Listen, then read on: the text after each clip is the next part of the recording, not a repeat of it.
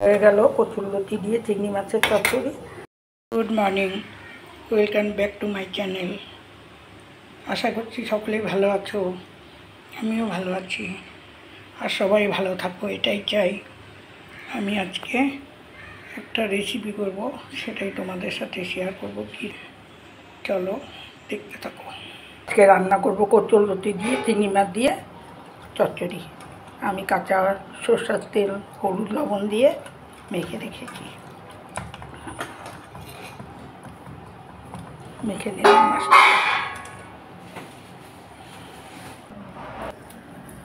আর ছেলা হয়ে গেছে, এখন লতিগুলো আমি কেটে নেব। কচুরলতির জন্য আমি মশলা নিয়ে নিলাম কয়েক কোয়া রসুন, 3টা কাঁচা লঙ্কা, এই যে সাদা জিরা, পরিমাণ মতো দিয়ে দিলাম, আর দিয়ে দিচ্ছি আস্ত ধনিয়া। এখন এগুলো আমি মিক্সিতে পেস্ট করে নেব। আর দিয়ে দিচ্ছি 5টা শুকনো লঙ্কা। আমি লতি মাখার জন্য নিয়ে নিলাম পেঁয়াজ কুচি,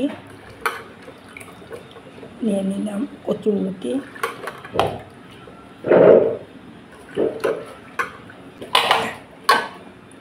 নিয়ে নিলাম পেস্ট করা মশলা,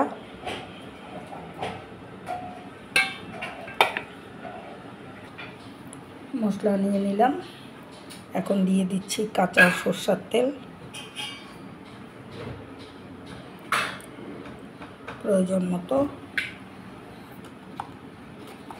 আর দিয়ে দিচ্ছি হলুদ গুঁড়া, দিয়ে দিলাম স্বাদ মতো লবণ। এখন আমি লতিটাকে খুব ভালো করে মেখে নেব।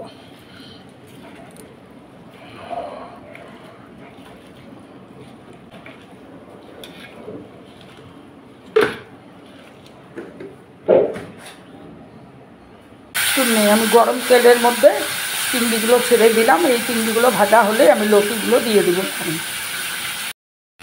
এখন আমি এই মাছ ভাজার মধ্যে লতিগুলো ছেড়ে দিচ্ছি।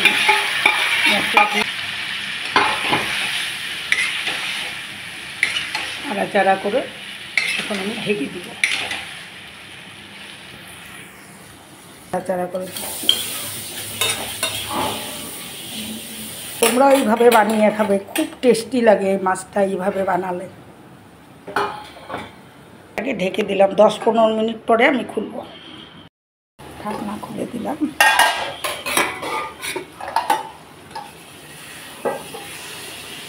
এই হয়ে গেল আমার চিংড়ি মাছ দিয়ে কচুরলতি চচ্চড়ি।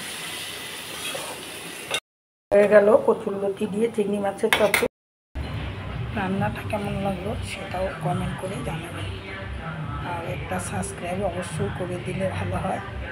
আমিও এগোতে চাই, আপনারাও আমার পাশে থাকুন, আমি আপনাদের পাশে থাকুন। তাহলে রাখছি, পরের ভিডিওতে দেখা হবে।